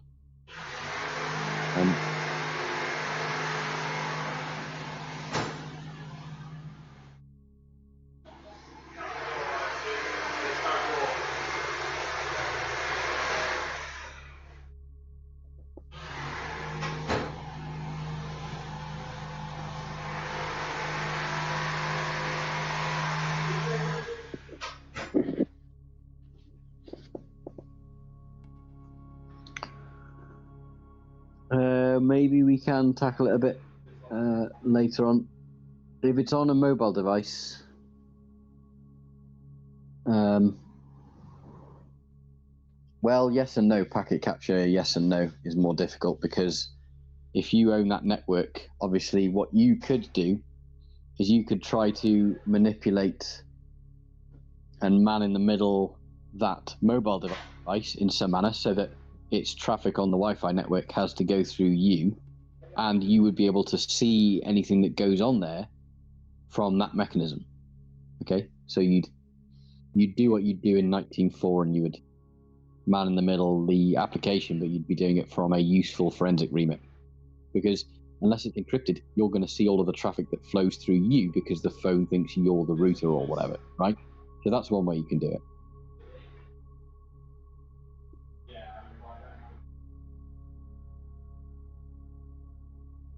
If that made sense and it came through, I don't know. Jedi Omen, you'd have to... I mean, there's lots of things you can do. You can, if you have Android DevBridge enabled, you can do some form of treaty in force. Okay. There is a noise ceasefire for 45 minutes, which is good. That's pretty good. Sorry, you were saying. Yeah. It's just that although it's a little bit trickier, there are some ways around it that aren't too crazy. But the problem is, although they're kind of simple enough to throw together conceptually, actually getting some of these things to work can be a bit of a pain, right? What you could do though is, if you had access to that device and that device gave you a terminal, like Android terminal emulator or whatever, or at least some mechanism whereby you can account for the files that might be malicious, file name itself, or even better, if there's some function you can use to create a hash of that file, so an MD5 hash, SHA-256 hash, or whatever, hashing that file, if it has been relatively unchanged since installation, because it's the source of the infection itself, be able to find examples of that file somewhere else, and that changes things entirely. You investigate it without having to deal with that phone having still been an infected phone. And that's the ideal. If you can find a file hash of a system, unless you desperately need that system and you must remediate it, whatever, you can tear that system apart. You don't have to worry about it because you know exactly what the file was that was the problem, and you go and investigate it. And that's how most malware sharing happens anyway. Somebody throws a hash somewhere or talks about it in some blog, and everybody else is able to identify, right, I want to know this. Take that hash and I grab it. So there are ways around it, but if you've never done anything like this before, then you've got a fair bit of reading to do if you want to do it safely and producing some kind of decent informational output, right? If you just want to mess around, though, I mean, it's not your phone, right? It's malware to sin. No,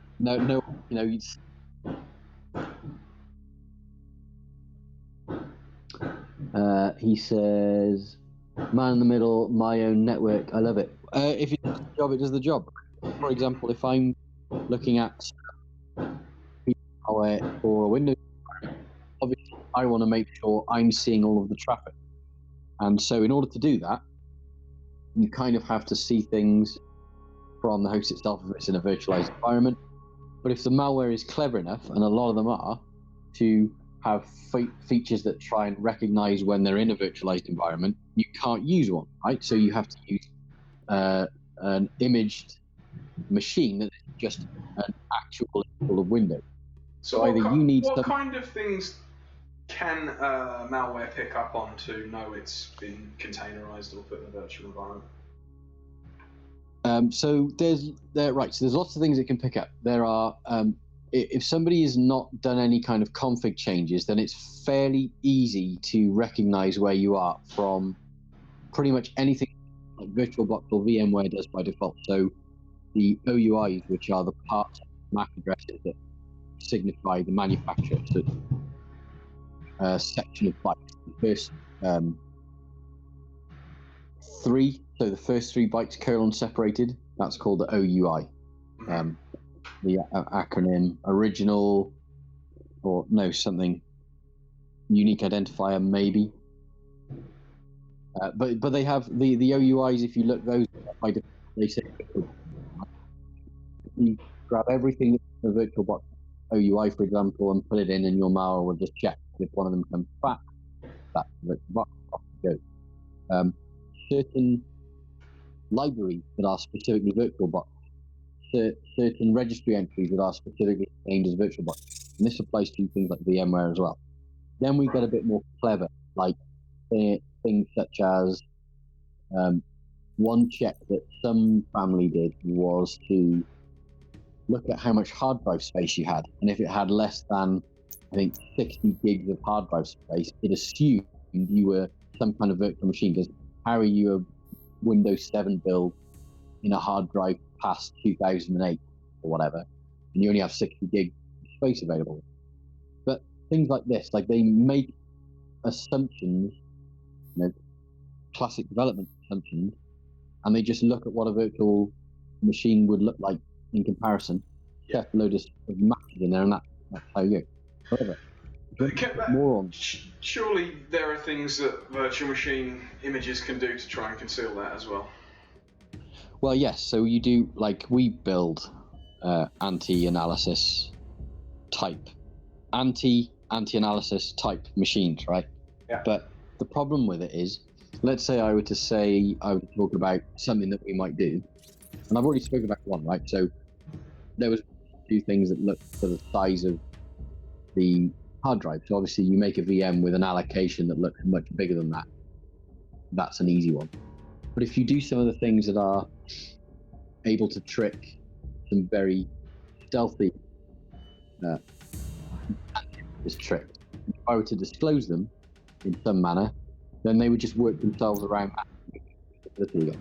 Yeah. It's very hard to get this stuff. And it's a real problem in the industry, even with people who know the person they're dealing with is doing the same role as them in a similar company.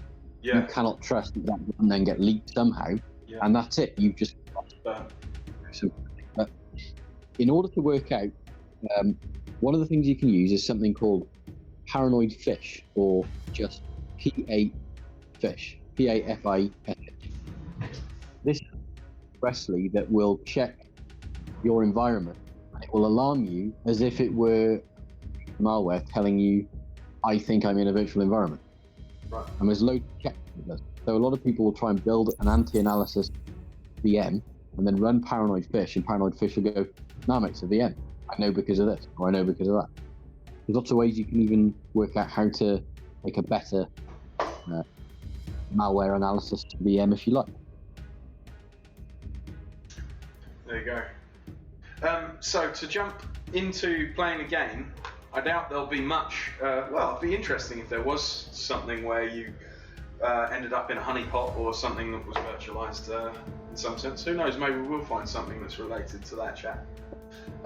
But I've just been looking at where we got to in missions. We're kind of on our way through this second campaign called Operation Dark Sentinel.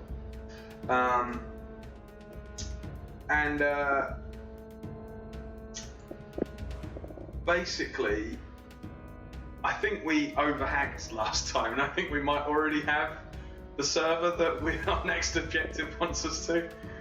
We keep doing that. That's the problem. It says infiltrate the HR database of Hookshot Shop. I'm pretty sure that we already own shop.hookshot.whatever. We are too hackful planet, that's the problem. Cross-reference the CAB reports to track down the identity of our target.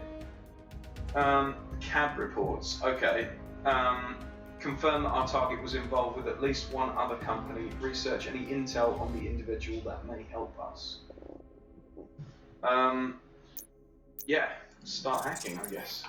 So, we updated your local host with the latest intel. Don't forget, use your file browser to connect to the path localhost.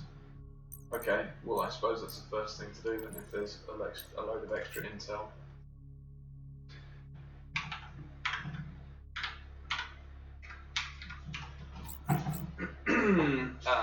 Home, I guess. Data. No. I see. 4 documents. Dark Sentinel. Briefing files. Hookshot IT admin commute.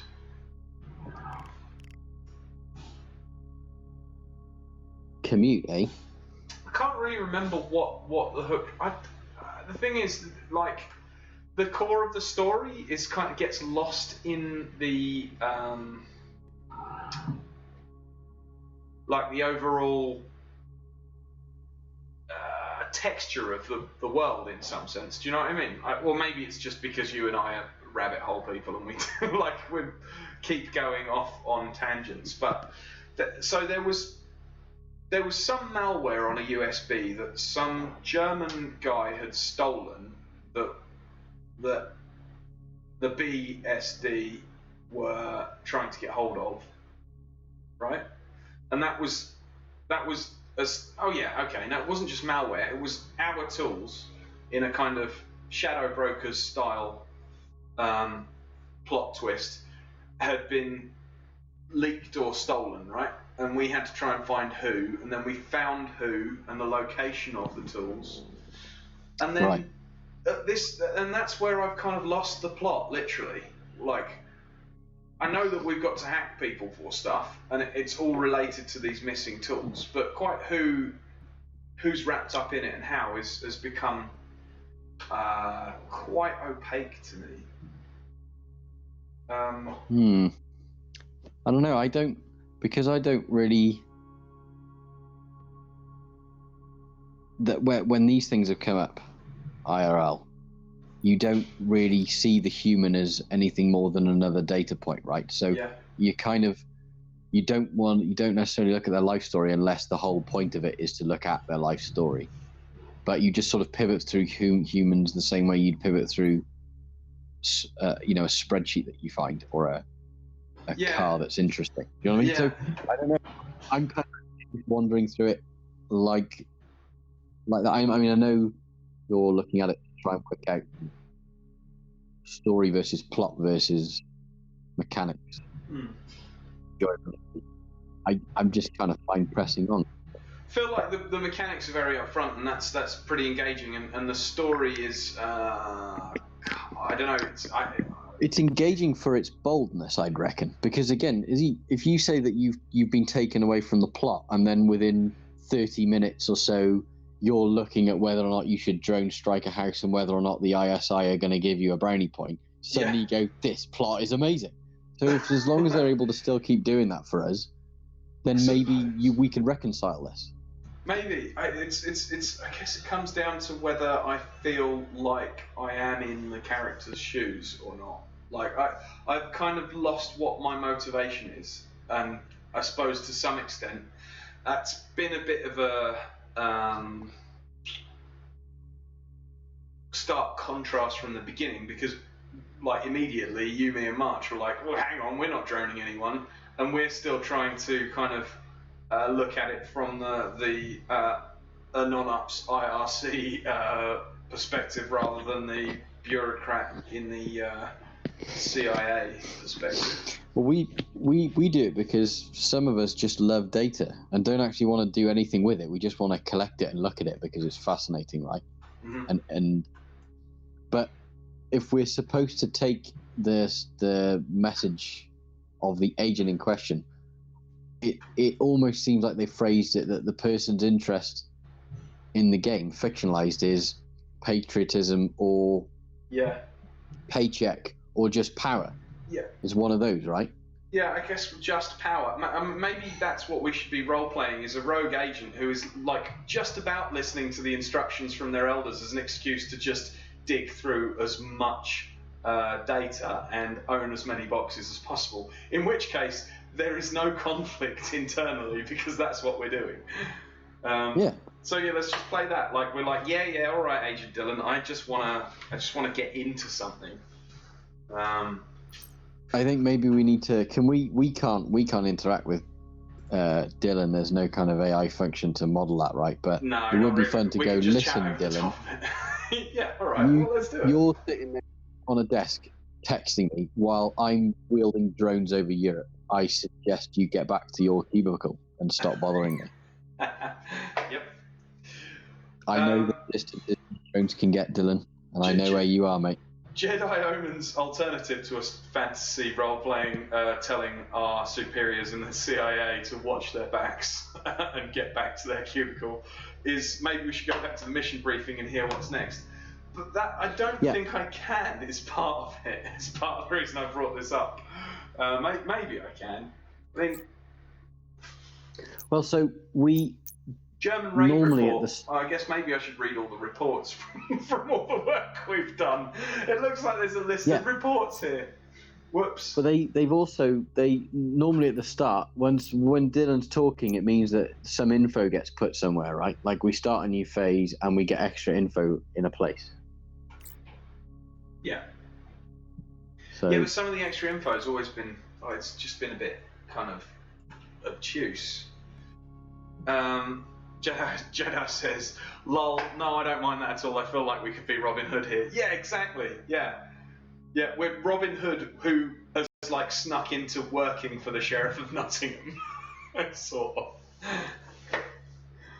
The heck with the agency. Yeah, I agree. So it says at 3:26 a.m. on the 2nd of October, Ground Unit 193, responding to a special alert, entered a private residence in Berlin. That was the site of a possible redacted. Oh, hang on, right, yeah. So I think we sent in a ground unit or something at some point by mistake, or at least that happened at the same time as our. Again, part of this, I think. We have slightly broken how some of the objective complete, because didn't we complete the last mission by going back and having to complete the first objective? Yes. And so then I think that basically triggered just completing the mission and missed the cutscene equivalent of the completion of the mission. It didn't give us the story or the reason why.